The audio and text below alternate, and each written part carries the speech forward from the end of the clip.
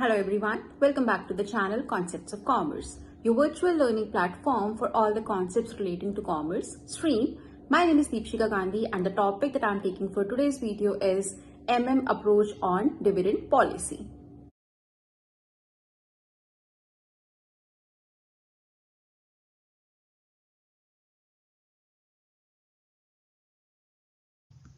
So the question says A Limited has 10 lakh equity shares outstanding.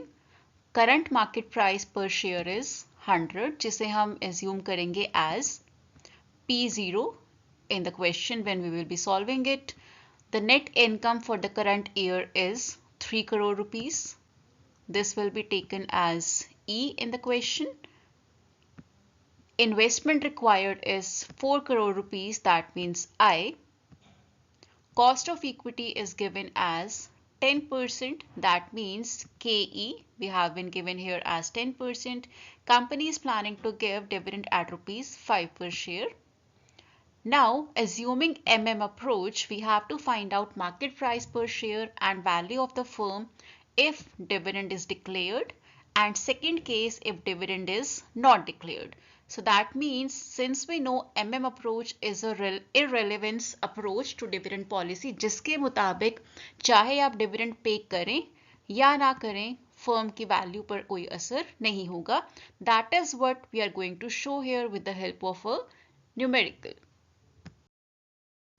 So first step is to calculate market price per share under both the circumstances when dividend is declared and when dividend is not declared.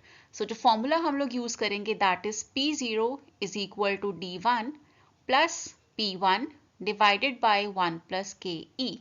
P0 यहाँ पर stand करता है for the current year market prices जो आपको question में given है. D1 that is the dividend that the company is contemplating to pay. P1 market price of the share at the end of 1 year जो हम अभी calculate करने वाले हैं. KE is the cost of equity जो question में given है. Now we have to calculate P1, so we can take it to the left hand side and the formula will become P1 is equal to P0 in bracket 1 plus KE minus D1. So हमने simply यहाँ पर cross multiplication किया है. 1 plus KE चला गया है P0 के पास and क्योंकि D1 यहाँ पर positive में था, when it is moving to the other side of the equal to it becomes negative. So this is the formula that we have to calculate P1, that is market price at the end of 1 year. P0 हमें given है 100 rupees that we have taken here. 1 की जगह पर हमने 1 लिखा है. KE given in the question 10%, उसे हम 0.10 भी लिख सकते हैं. Minus 5 rupees डिविडेंड जो हमें given है क्वेश्चन में, जो कंपनी प्लान कर रही है पे करने के लिए. Solving this we get market price of the share at the end of first year in case dividend is declared is 105 रुपए per share. Similarly, second case में when dividend is not declared, we can calculate market price per share जैसे कि हमने अभी calculate किया using the same formula. सिर्फ जो फर्क यहाँ पर होगा D1 आपका 0 रहेगा because इस केस में dividend is not paid. So that is why 100 in bracket 1 plus 0.10 bracket close minus 0 and market price per share becomes 110 रुपए.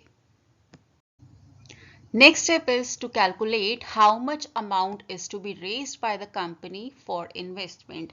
Investment की जो needs हैं उनको ध्यान में रखते हुए कंपनी को कितना पैसा अभी बाहर से रेज करना होगा in both the circumstances when dividend is declared and when it is not declared. So simple जो formula हमारे पास है that is I, that means investment opportunities, investment requirements of the company, minus E stands for earnings of the companies minus RD1, that is the dividend that the company is paying. So investment हमें कितना करना है 4 crore rupees minus earnings that the company is having 3 crore rupees minus कितना पैसा company dividend के रूप में पे करेगी अपनी earnings में से.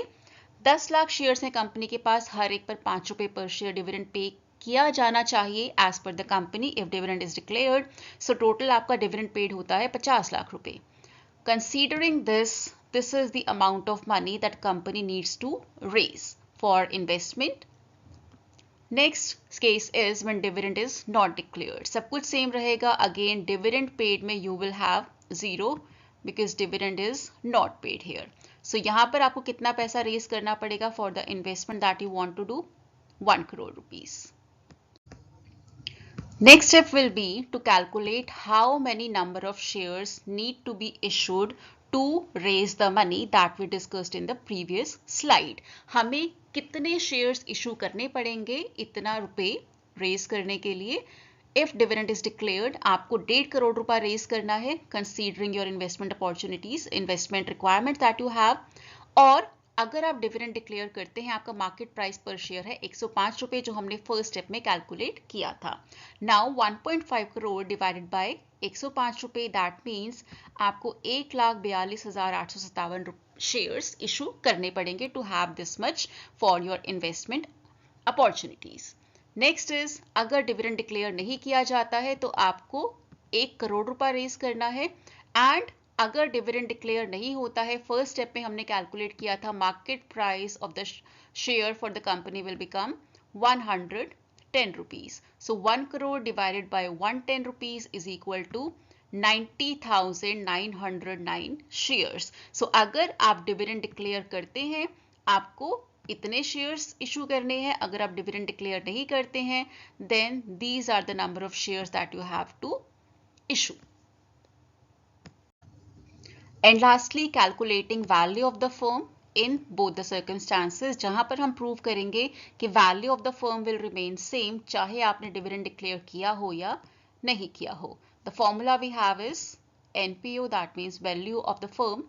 N here stands for existing shares जो कंपनी के पास अभी हैं. N1 जो आप नए शेयर्स इशू करने के बारे में सोच रहे हैं.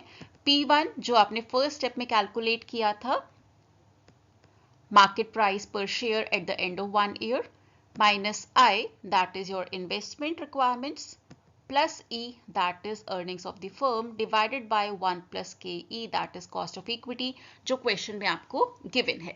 तो अगर आप डिविडेंड डिक्लेयर करते हैं, उस केस में कंपनी के पास ऑलरेडी 10 लाख शेयर हैं. 1,42,857 आपको और रेज करने पड़ेंगे, जो कि हमने पिछले स्टेप में किया है. And if dividend is declared, 105 आपका मार्केट प्राइस पर शेयर है.